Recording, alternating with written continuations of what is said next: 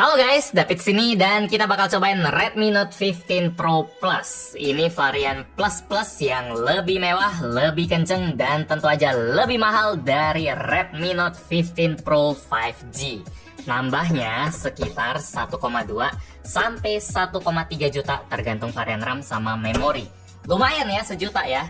Sebanding nggak sama nilai plus di sini yang dikasih HP ini? Atau tetap mendingan Redmi Note 15 Pro 5G aja? HP yang kemarin udah kita review dan buat saya harganya udah mantap. Nambah 1 jutaan tuh buang-buang duit nggak sih? Atau malah good deal karena upgrade-nya menang banyak? Let's go, kita bandingin bareng.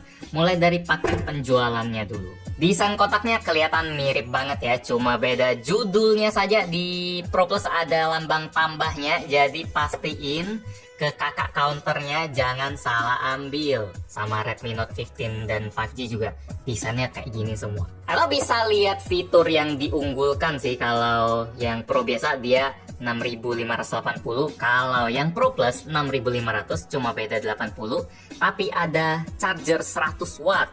Kalau kameranya sama-sama 200 megapiksel. Di kiri dia sama Xiaomi HyperOS, di kanan dia berbeda di lambang tambahnya. Lagi-lagi bawah polos, atas polos. Kalau di belakangnya dia lumayan mirip juga bagian yang diandalkan, misalnya layarnya sama 6,83 inci 1,5K. Terus kamera 200 megapiksel, terus di sini IP66, IP68, bahkan sampai IP69K. Terus pakai Corning Gorilla Glass Victus 2 juga sama. Yang berbeda adalah jenis chipset yang dipakai. Kalau yang Plus dia udah pakai Snapdragon 7S Gen 4, sementara kalau yang Pro biasa dia pakai Dimensity 7400 Ultra, sama baterainya beda 80 mAh. Sama jangan lupa ngecasnya pakai yang 100 watt. Garansinya sama-sama 15 bulan, tapi kalau belinya pas first sale sampai Februari nanti, akhir Februari, ada promo garansi sampai 2 tahun. Jadi itu lumayan. Semoga Xiaomi bisa bikin permanen ya, itu keren banget sih. Varian yang kita unboxing buat versi Pro Plus itu yang paling tinggi, RAM 12GB, internal 512GB, yang harganya 6,7 juta. Redmi Note udah hampir 7 juta saudara-saudara. Udah dolar makin melemah, rupiah yang melemah bukan dolarnya. Terus harga RAM juga makin naik, spek juga makin naik, jadi mungkin bertumpuk ya, dan menghasilkan harga kayak gitu. Kita sama-sama dapetin welcome, dapat casing yang kayaknya sama ya. Paling di sini kalau yang Pro Plus dia tonjolannya sedikit lebih tinggi, lebih tebel. Kalau yang Pro biasa dia nggak setebel itu. Oh, ternyata port atasnya juga beda nih. Ukuran lubang portnya juga agak beda. Ini HP si Pro Plus, kita taruh dulu kelengkapannya. Kabelnya sama-sama saja A to C, warna orange. Cuma chargernya ini nih yang berbeda. Setelah sama lebih berat juga. Ini yang 100 watt buat Pro Plus, 45 watt buat Pro biasa. Cuma kalau saya lihat data yang sudah banyak beredar, kalau charger 100 watt ini dia enggak 2 kali lebih ngebut daripada 45 watt ya, walaupun matematikanya itu kayaknya 2 kali lipat lebih kencang. Dia lebih kencang sekitar 10-20%-an, motong sekitar 10-20 menit lah. Kalau yang ini dia sekitar sejam udah penuh. Sekarang kita lihat desain HP-nya yang kelihatannya mirip-mirip aja ya, kayak seri Redmi Note 15 yang lain. Ini yang Pro 5G, ini yang Redmi Note 15 5G, yang 4G juga mirip-mirip saja. Pakai desain kompor tungku yang lumayan besar dan bukan jadi favorit di kolom komen kalau saya lihat. Kalau Anda suka bagus, kalau enggak ya itu selera. Kalau cuma dilihat gini aja mungkin nggak terlalu berasa ya beda antara Pro biasa sama Pro Plus. Cuma kalau udah dipegang langsung kentara sih, saya disuruh mejem aja langsung bisa ngerasain, karena body Redmi Note 15 Pro Plus dia dibikin lengkung di sudut-sudutnya, mau di bagian belakang, mau di bagian depan. Kerasa kalau ada sedikit curve-nya biar pegangannya lebih halus. Sementara kalau si Pro biasa, Pro 5G, dia depan belakang dibikin rata atau tajam saja. Jadi dari ergonomis, dari feel megangnya lebih enak yang Pro Plus. Terus walaupun modul kameranya kelihatan sama aja bentuknya, tapi cara tanamnya beda ya. Kalau si Pro biasa berasa ditempel doang, jadi dia tonjolannya lumayan tinggi. Sementara kalau Pro Plus dia berasa lebih ke apa ya, ke nyatu sama bodinya gitu. Bagian lengkungnya ini nih yang bikin kameranya berasa lebih nyatu aja, lebih seamless aja. Terus karena body si Pro Plus dibikin sedikit lengkung di depan belakang, jadi bagian sisinya ini kelihatannya lebih tipis ya, padahal bobot dan dimensinya nggak jauh beda. Di bagian atas ada speaker, ada mikrofon, sama ada IR blaster kalau buat si Pro biasa. Sementara kalau Pro Plus dia ada di belakang sini nih, ada sedikit titik hitam yang nggak terlalu kelihatan di kamera, tapi ada. Sebelah kiri polos saja, dan di bagian bawah juga mirip-mirip saja. Port Type-C, speaker, mikrofon, sama SIM tray dual nano SIM.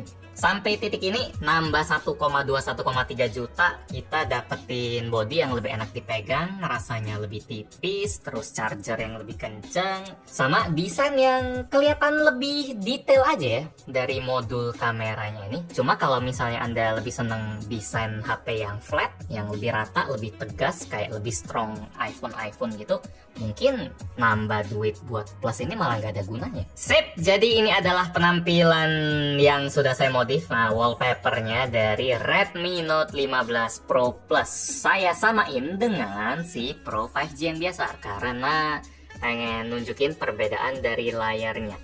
Di sini bezelnya kelihatan lebih tipis ya buat si Pro 5G ya, karena bezel hitamnya ini bagi tugas sama si framenya yang warna agak titanium gitu. Sementara kalau Pro Plus karena warna framenya juga hitam, jadi berasa ngedouble bagian hitamnya. Sebenarnya sih mirip-mirip aja ya kalau misal kita totalin bagian pinggirnya. Cuma di sini berasa jelas kalau kita pantulin cahaya bagian pinggir-pinggir dari layar si Redmi Pro Plus, dia kelihatan lebih soft, lebih halus, pantulannya lebih enak. Sementara kalau yang flat ini ya udah rata aja. Mungkin buat Anda yang flat lebih bagus, yang Pro Plus kurang. Cuma kalau saya lebih seneng yang desain layar yang agak sedikit ngelengkung gini. Dulu pas nge-review Reno berapa Pro Plus gitu, 12, 13, atau 14, yang layarnya gini juga saya suka banget. Bahkan bilang itu layar favorit saya jenisnya. Mungkin gampangnya ini jenis layar yang cuma bisa ditemuin di HP yang kelasnya udah tinggi ya, yang udah premium, yang udah 10 jutaan. Kalau 5 juta ke bawah jarang banget nemu layar kayak ginian. Sementara kalau flat biasanya udah banyak, malah rata-rata flat. Kalau dari speknya sendiri keduanya sama aja, resolusi 1,5K. Terus kalau dari brightness juga mirip, kita pentokin gini, dan HBM juga harusnya mirip-mirip saja karena peaknya di 3200. Resolusi tadi udah 1,5K, dia 120 Hz, dan kacanya juga sama-sama Corning Gorilla Glass Victus 2. PWM dimmingnya 3840. Terus apa lagi ya, spek layar apa lagi, AMOLED, terus HDR Timeless, terus Dolby Vision. Keduanya sama-sama saja, udah sama-sama bagus. HyperOS nya juga sama. Kalau yang Pro biasa dia sedikit di belakang karena titik 201, ini udah 203. Saya baru cek, ini udah paling update.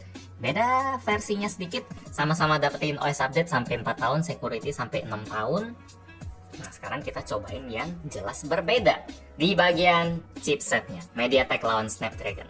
Hasilnya adalah 1 juta buat Pro Plus dan 900.000 untuk Pro biasa. Beda 10%an ya, beda 100.000 poin. Jadi Pro Plus kalau mau dibilang siapa yang lebih kenceng dari benchmark, si Pro Plus lebih kenceng sesuai harga. Kalau ngelihat skor dari Geekbench pun lumayan mirip sama Antutu ya. Si Snapdragon di Pro Plus lebih tinggi sekitar 10%an. Cuma yang saya agak sayangkan dari performa si Pro Plus ini, kalau lagi gaming dia belum optimal ya, belum ke unlock semua. Misalnya di frame rate ini masih ke cap di super aja, alias 90 fps. Gas. Wow.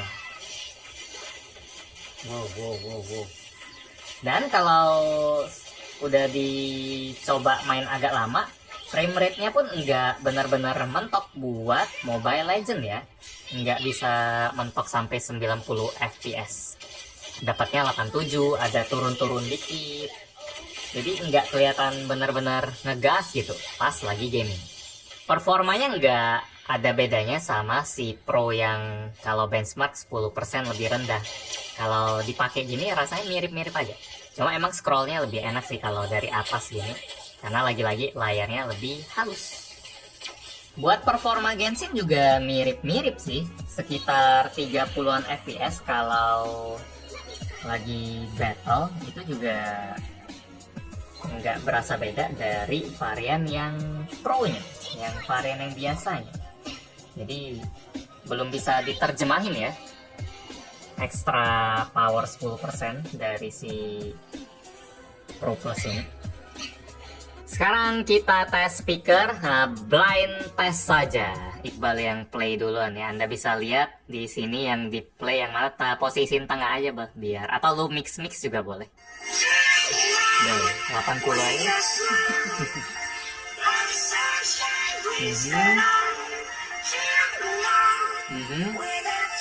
Oke. Satu lagi.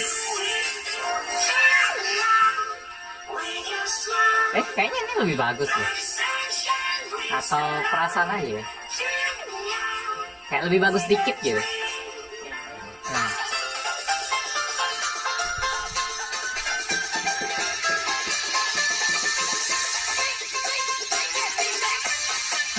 Mantap. Oke. Mantap loh ini. Ini deh. Gue lebih suka yang kedua guys, walaupun bedanya nggak jauh banget, cuma gue lebih suka yang kedua. Apa yang kedua? Yang Pro. Yang Pro biasa saudara-saudara. Jadi begitulah hasil blind testnya. Mungkin bedanya setengah sampai 1 poin, cuma saya lebih suka yang Pro sih berarti. Kalau Kevin yang dengernya lewat mikrofon yang nangkap suara saya pakai headset, katanya nggak ada bedanya. Jadi mungkin tuh bias juga atau apa. Ya subjektif lah, Anda bisa dengar sendiri. Sekarang kita lanjut bandingin kamera. Dia sama-sama 200 megapiksel buat kamera utama, dan ukuran sensor sama persis, ada kamera ultrawide 8 megapiksel juga.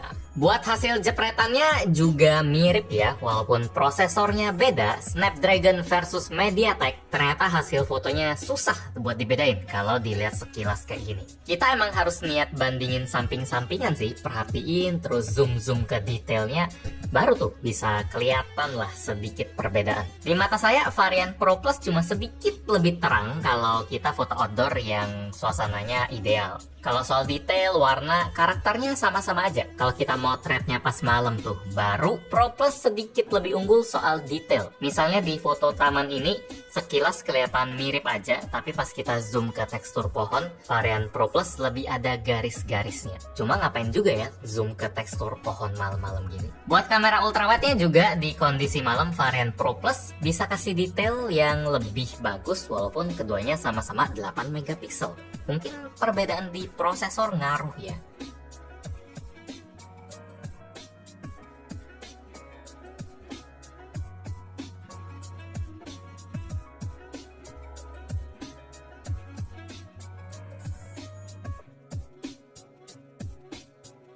Sementara buat selfie, saya bandingin karena resolusinya beda. Yang Pro Plus lebih tinggi di 32 megapiksel versus 20 megapiksel. Kalau ini saya jelas lebih suka yang Pro Plus. Dari detailnya kelihatan lebih alami, emang dari kameranya sampai ke backgroundnya juga lebih bokeh. Blurnya itu lebih alami dan lebih nikmat.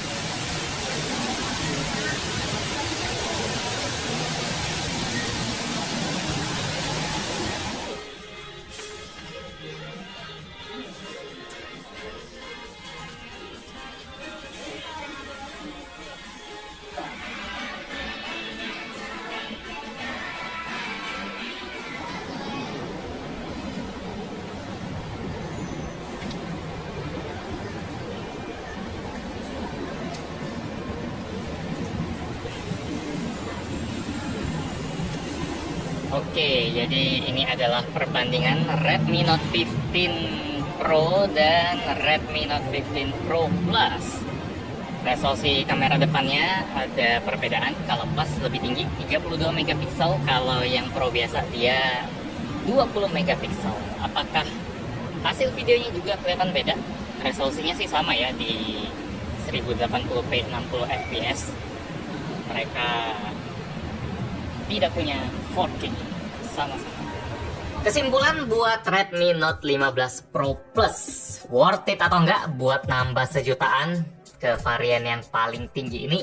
Jawabannya tergantung Anda ngarep dapetin apa ya. Kalau nyari spek yang lebih bagus kayak chipset yang lebih kenceng atau baterai lebih gede, kamera lebih bagus, dia nggak worth it karena Anda bisa dapetin kualitas yang sama di varian Pro biasa. Emang sih kalau ngeliat angka benchmark tadi varian Pro Plus bisa lebih tinggi 100 ribuan, ada ekstra 10%-an, tapi dia nggak bisa terjemahin angka benchmark tadi ke angka FPS yang jelas lebih tinggi. Agak percuma buat sekarang. Soal kamera, Pro Plus ada sedikit lebih detail di kondisi tertentu kalau kamera belakang, tapi itu harus diperhatiin betul ya. Kamera belakangnya nggak langsung nampol, ada perbedaan karena speknya juga sama-sama aja. Dan nggak ada fitur killer yang bikin beda dari software, misalnya 4K 60 fps buat video dia nggak ada. Kalau benar-benar pengen yang speknya loncat dari kamera sampai ke spek, harus ke Xiaomi 15T sih, yang chipsetnya lebih kenceng, ada kamera tele, Leica, tapi baterainya lebih kecil dan harganya juga udah tembus 7 jutaan. Udah beda kelas. Redmi Note 15 Pro Plus ini bakal worth it kalau Anda udah suka sama varian yang Pro 5G ini, tapi pengen feel-nya lebih mewah lagi karena rasa megang dan elus-elus layarnya ini MU32 barusan. Iya, 32. 23 ya, salfok nih. Rasa pas megang dan alus-alus layarnya ini emang sesuai harganya sih, yang lebih mahal. Ngecas juga lebih cepet, kamera depannya juga lebih bagus, sama walaupun performa gamingnya tadi nggak berasa lebih kenceng, tapi dari potensi raw powernya aplikasi benchmark setuju kalau si Pro Plus ini lebih tinggi. Jadi gitu ya, Redmi Note 15 Pro Plus, Redmi Note versi yang paling mewah. Worth it atau enggak? Bisa komen di bawah aja. Like kalau suka dengan video ini, dislike kalau nggak suka. Kita ketemu lagi di video selanjutnya. Yo. Xiaomi T naik ya udah ya. Kalau nggak naik, kayaknya pada milih yang itu.